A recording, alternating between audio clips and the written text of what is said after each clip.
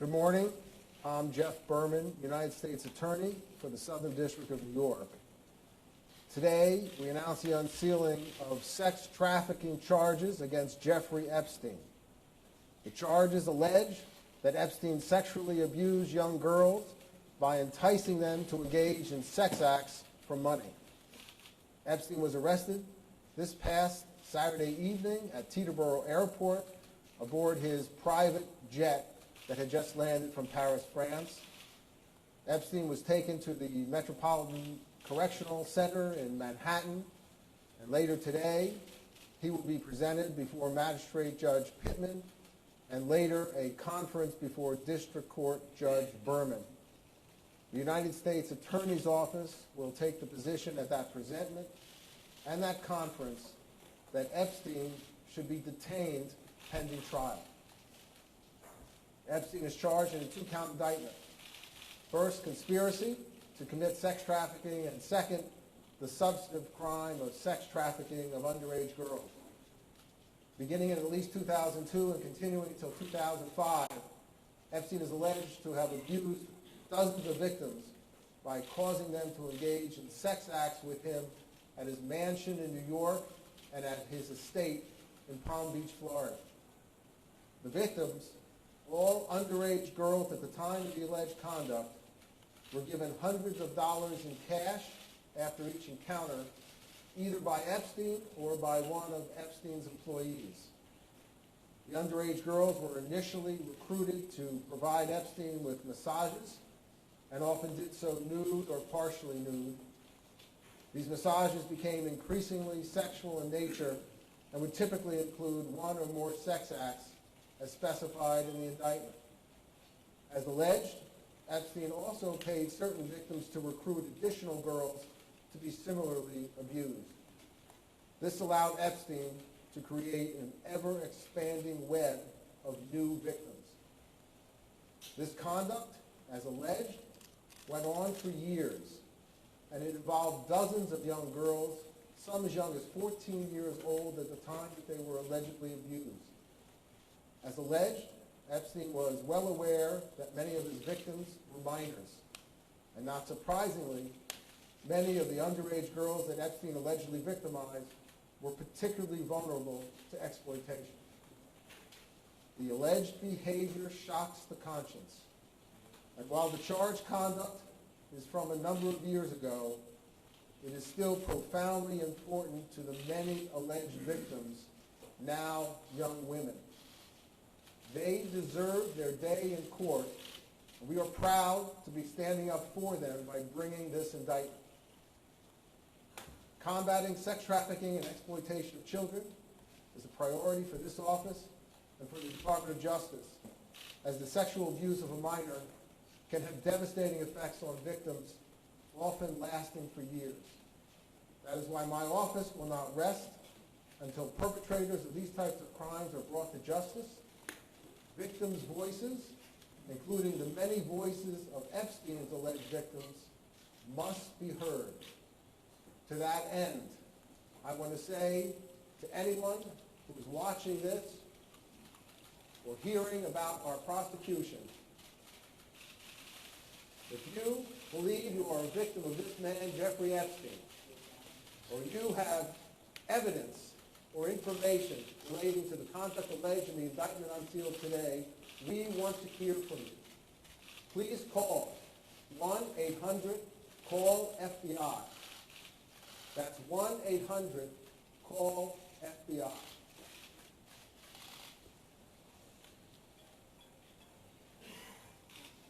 The charges unsealed today reflect the hard work not only of this office, but by our law enforcement partners at the Federal Bureau of Investigation.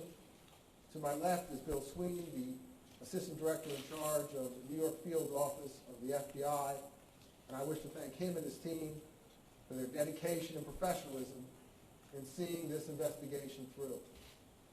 I also want to thank the New York City Police Department, represented here today by Chief Jason Wilcox, and Customs and Border Patrol for their assistance in this investigation. And I want to thank and acknowledge the career prosecutors of my office handling the investigation and prosecution of this case. To my right, Alex Rossmiller, Allison Moe, Maureen Coney, and their supervisors in the Public Corruption Unit, Russell Capone and Edward Discount. It is a privilege for me every day to work with these bright, talented, and dedicated public servants. The talent is unbelievable. We will continue to devote significant resources to investigating these crimes and to protecting young people from sexual predators. And now I would like to invite Phil Sweeney up to the podium. Thanks, Jeff. Good morning. Preserving the innocence of children is one of the most important responsibilities we carry as adults. Purposely failing children in any way is not an option. And yet there are some in society who have chosen to blatantly disregard this responsibility, using whatever means they have at their disposal to lure children into a life which they should never have been exposed. As we allege today, Jeffrey Epstein is one of those people. At approximately 5:30 p.m. on Saturday evening, we arrested him at Teterboro Airport without incident. Epstein has been charged with 1 count each of sex trafficking and sex trafficking conspiracy. For at least a 4-year period covering the entirety of 2002 through 2005, he is alleged to have sexually exploited and abused dozens of minor girls at his homes in New York City and in Palm Beach, Florida. The girls were recruited in a variety of ways, usually by employees of Epstein and sometimes by fellow victims. The victims typically received hundreds of dollars in cash. The estimated dozens of victims were as young as 14 years old at time of recruitment. Children who provided Epstein massages while they were nude or partially nude. Children who were asked to engage in direct and indirect sex acts for money. Children who were enticed to do all these things at the hands of a man more than or nearly 3 times their age. Those who have been victimized by child sexual predators are frequently haunted by memories of these crimes well into their adulthood, often for the rest of their lives. They bear the burden of someone else's criminal behavior. Too often, adults in our society have turned a blind eye to this type of criminal behavior alleged here. We have seen the excuses, the ignorance of many who didn't even bother to understand that this behavior is a persistent scourge against our society's vulnerable youth, and the willful blindness as to who the real villains are in this type of outrageous crime. The villains are the adult perpetrators, not the children. Victims of child sex trafficking come from all walks of life. They are our neighbors, our students, young adults looking for help, vulnerable foster children. The list goes on and on and on. To the victims who may be listening or get word of today's charges, the team standing here before you represents FBI special agents, NYPD detectives, analysts, victim specialists, prosecutors, who make it their mission to listen to every individual who's been exploited and to advocate for the most vulnerable among us. We are parents, we are community members, we are human beings. But as an FBI special agent and the head of this office, I have the privilege to represent and stand among many who make it our mission to put predators behind bars where they belong, regardless of the predator's power, wealth, or perceived connections. Today I'm asking everyone to take a good look at this man. If you have been victimized in any way, or if you are somebody who has any additional information about his alleged illegal behavior, we want to hear from you. Whatever age you are now, whatever age you were then, no matter where or when the incident or incidents took place. The number to call is 1-800-CALL-FBI. I'd like to take a moment to speak directly to the victims who will call that number. When you call that number, you'll receive a series of prompts. You'll be asked if this is representing a major case in the country. The answer is yes, it's number 4. You will then be driven to the top of the list, and the Jeffrey Epstein matter is number 1 on the major case list in the country when you call that 1-800-CALL-FBI number. Your bravery might just empower others to speak out about crimes committed against them. It's important to remember there never was, nor will there be, an excuse for this kind of behavior. We know that reliving these events can be brutal. We are here to work side by side with you as you go through this process. You should know that in the eyes of the FBI, You come first. Many thanks, as always, to our partners from the Southern District. Our partnership with the NYPD on this case and so many others has been phenomenal. Thank you also to the professionals at CBP and to the Port Authority Police Department who helped us with the arrest on Saturday evening. Last but not least, I want to extend my thanks to the NYPD Child Exploitation and Human Trafficking Task Force. The public should know that to be on this task force, you must volunteer. The work is agonizing, but it is one of the most noble missions our agencies can engage in, and we engage in it together. Thank you.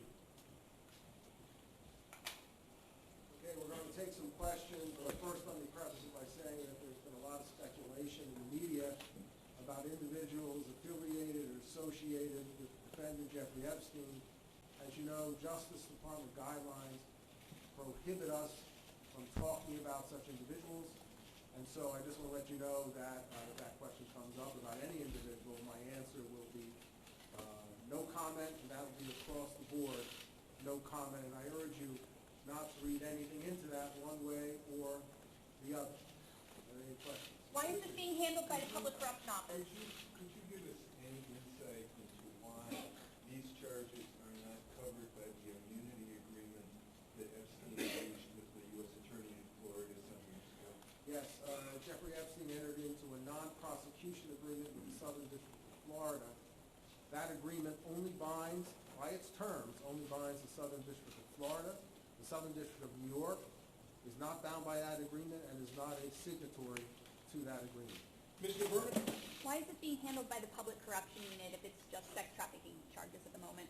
Well, I'm not getting into the staffing decisions at the U.S. Attorney's Office. I will say that I have confidence that the Public Corruption Unit can ably handle this investigation prosecution as it has so many other matters. I will again urge you not to read into the unit assignment anything one way or another with respect to the investigation. Looking at the evidence, how confident are you that Jeffrey Epstein is going to spend the next several decades of his life behind bars? Look, I'm not going to comment right now on the evidence. I will say that we are going to request detention pending the trial in this case. Yes, sir. I was just wondering, in reading this indictment, as someone has already asked, wasn't the activities alleged in this indictment already on the Department of Justice's radar way back in 2008 when Miami's U.S. Attorney, then Alexandra Ocasio, now Secretary of Labor, brokered a state plea bargain? Why is there no accounting for the very robust participation of DOJ at the time? And is there new information that you have or new evidence? I'm not going into any dealings with main justice, nor am I going to go into any aspects of how our investigation originated. I will say that we were assisted from some excellent investigative journalism. For the FBI, for the Assistant Director, I just wanted to ask you, the FBI tried to get him years ago the first time. How important was it to get back at this to try and bring charges against him, and given everything that transpired? I wouldn't comment on getting back at anybody or anything. That's not the way we work. We work with facts. When the facts present themselves, as Mr. Berman hinted at through investigative journalist work, we moved on it. Mr. Sweeney, you used the term, used the expression willful blindness. Is any of that directed at the government or investigators who handled this the first time around? No, I'm talking about society in a whole. We've seen sex trafficking cases all over the place. It's a very busy task force, and my opinion is often in society we ignore it, and we ignore the vulnerable victims. On Saturday night, you guys executed a search warrant for Mr. Epstein's evidence, and the camera could show your agents there. What did you find at that? Yes, contemporaneous with the arrest of Epstein at Teterboro Airport, agents executed a search warrant on his mansion in New York City and recovered and seized, and that was a search pursuant to a valid warrant. Agents seized evidence, including nude photographs of what appeared to be underage girls. Well, what was the second Yes. I'm sorry, what was it? Prince Andrew, British royal family, to see if he could provide you any information. Yeah, he was a long-standing friend of Mr. Epstein. No comment. What about the decision to arrest him on Saturday? Is there for that something concerning you? They needed to move him on Saturday. He flew into the jurisdiction, and so we arrested him. Is there any overlap between the victim and state